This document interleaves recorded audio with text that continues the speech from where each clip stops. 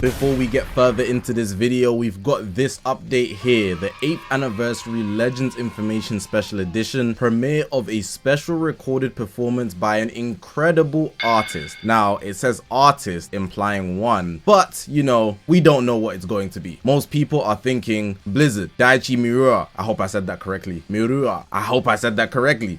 But Blizzard is a very probable performance we would see based on all the Broly movie speculation. The only other thing I could think of seeing, and it's not a artist, it's a group, Field of View, Dan Kokoro if we get G4, but you know, Blizzard is most probable, so I'm just gonna put that out there. Take what you will with this, but it's most likely Blizzard, and you might want to pack your bags if you're predicting anything else, unfortunately or fortunately. Regardless, I'm sure it's gonna be hype. I'm looking forward to the 8th anniversary, and I hope you are too. With the 8th anniversary upcoming, it starts on the 23rd of May. The reveal is on the 22nd. Yes, I will be live streaming it, so be sure to watch with me. I'm sure we've all had the question or the thoughts, depending on how you phrase it. Will the 8th anniversary characters have better animations than we've seen thus far? We recently got the release of the Xenoverse 2 collab characters, their future characters, specifically Legend Rarity Goku Black Rose, and I'm sure everybody is impressed with what he's able to do. Disregarding his kit, visually, he looks phenomenal. The character model, the animations, the fluidity, and the creativity they've implemented into this one unit is outstanding. And this is the type of thing we want to see consistently throughout Dragon Ball Legends, but especially during a celebration, one upcoming, the anniversary. We've also just had a lot of spectacular animations. I'd say pretty much since the 6th anniversary. Not every unit that's dropped has been a banger, but we've had some great ones. Some of my favorites, fusing Super Vegito has to get a mention. Because of the time, the mood was really down, but I think Vegito Blue's Heat Dome is very, very creative. And it was very much so downplayed, but that's my personal preference. Gohan and Trunks, of course, this is definitely a fan favorite, but I think it's that extra animation they added that is outside of their legendary finish that makes it that much more special.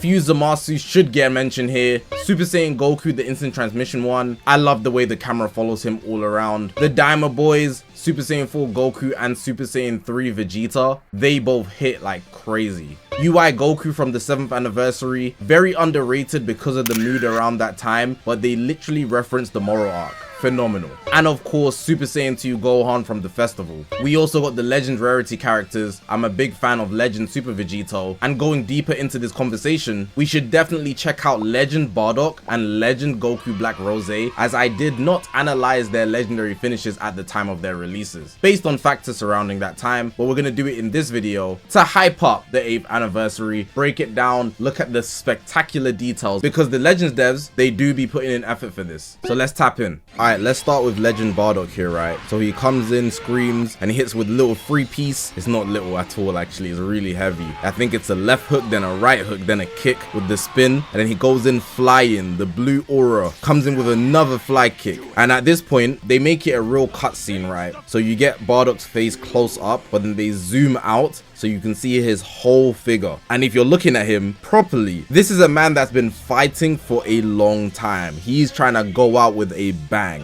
His body is aching, but he is excited. He can't wait to let this attack off. He wants to let off all of his power right here, right now. One thing I really do like as well is that they synced the voice lines with what he's saying. So his mouth actually matches what he's saying, which is a nice touch. Then he loads up his attack in his right arm, and the way it looks here, I think the best way to explain it, even though this is obviously Dragon Ball, is to talk about like a Rasengan. You know, Naruto's Rasengan, the ink effects basically simulate that, which is like the best way to explain how beautiful this is. It's not over the top, it's just something that makes you really feel like, yeah, this attack is super powerful. Super nice touch. There's not much going on, but like I said, it's more of a cutscene. So obviously he loads it up, then you see the strong facial expressions. It's very short, but he's super angry about this, letting off all his power. The background goes white for the legend effects, and then he lets it off, in this case poor Cyberman, and for the rest of it, it's just the Cyberman taking the beam. Bardock's fatigued after letting out all his energy, takes off the headband, and he hits the victory pose because he did that. You see the blood dripping from his forehead that you don't see because he's wearing the headband. And honestly, that pose, when a hero puts their hand, their fist in the sky, signifying that they're proud of what they've done or they're happy that they won, it's always super inspiring, like always super inspiring. inspiring. But yeah, very good legend animation here. It's more cuts to give you that cutscene feel versus the animation following you through. And I think that's what makes this special, but it's not what typically people are moved by in the hype sense. I remember when it first got revealed, people went over the moon about this animation, but when you really break it down, it's a very, very strong moment, and you're really able to appreciate the beauty, which is legend rarity Bardock. I just really appreciate all the details that are very small but make a big difference in this animation that doesn't have a lot going on. The facial expressions, the character model, and the way they've implemented the legend ink, I think that's a very nice touch for this character here. Let's get into Rose now though. Next up, we got Goku Black Ultra Supervillain Rose,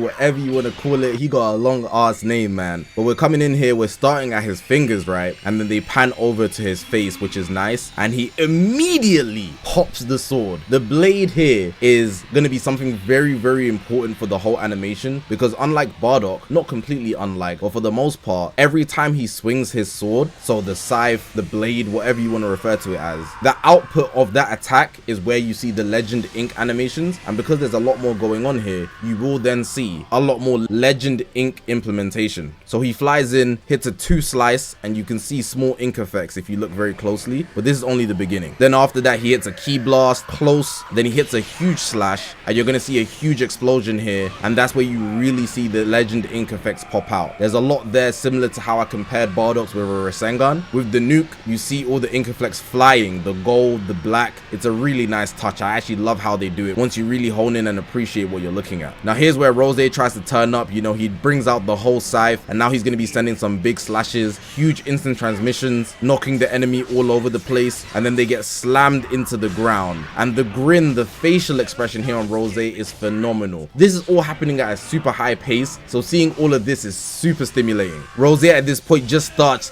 gutting. It was Trunks originally, but in this case it's the Paul Cyberman. And again, I really like how they synced up the fact that he's speaking with the animation, so his mouth is actually moving and the voice lines also are in sync with that, which is very nice. But in addition to that, there's an extra layer of emotion and facial expression that we can see in this animation beyond his movements for the animation, which is just outstanding. And if you're also paying attention, there's more legend ink effects. He hits one more instant transmission, and now he loads up a huge attack with his left hand, and you're going to see a lot of legend ink effects here building up while the attack is also building up. Then he sends it downwards. We get the upper view of Rose, and they also, something that should be pointed out, they add a lot more black to the character model, so there's a lot more darkness and shadows, which contrast the white background, making him look a lot more villainous, which adds to the legendary finish for sure. All this with Goku Black's model already looking spectacular, and then more legend effects when the final explosion goes off, and all the slashes, the gold, the pink, the black,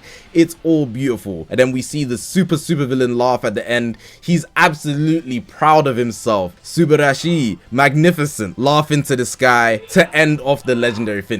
If that's not peak, I don't know what is. This moved a bunch of people immediately for numerous reasons. The character model, how pristine it looks, and all of the effects they've added into this, while his movement being all over the place, you have to keep tracking him, and it makes you feel like there's so much going on. Like I said earlier, it's very stimulating, and this is what people like to see in legendary finishes. Goku Black is definitely one people are going to hold on to, and if you have him, I'm sure you are very happy to use it. With the way the developers have hyped up this 8th anniversary as unpredictable, I'm really hoping whatever they drop has some unique animations. Like I mentioned earlier in the video when I spoke about Blue UI very briefly, because he got leaked and all the mood around it, people didn't really appreciate what we got. But they literally referenced the Moro arc. With Goku punching Moro in the sky, the pose is absolutely insane. And when it gets animated, people really look like, damn, this is a huge moment. The whole Dragon Ball fan base will be over the moon. But I feel like the Dragon Ball Legends fan base didn't really appreciate what we had. And only with certain things, depending on people's mood, does the Legends player base really take things in. So beyond them being creative with it, it's also down to their marketing to make us feel like this is something huge, even visually, if it is also something huge. The same thing with Blue Vegito Blue, because of how they handled Majin Buu Saga being the most toxic team in the game for a long period of time. Even in the festival, people looked at Vegito Blue. First of all, nobody wanted Vegito Blue for the most part, because we get Vegetos all the time. But but the animation is very unique, one of one. No other media in Dragon Ball has Vegito doing a heat dome. I'll turn you to smoke. Bear in mind, that's one of my favorite moves ever in the Dragon Ball franchise. So maybe I'm a bit biased in that sense. It's not bias, it's clearly just creative on their part. They're trying to implement very different things and we're just overlooking it, and then they don't do it, and then you're like, where is it? But when they do it, you don't appreciate it. We have to appreciate. You guys get what I'm saying. At the end of the day, people are gonna feel how they feel. It's all opinionated, but I do believe because of Goku Black being unexpected and completely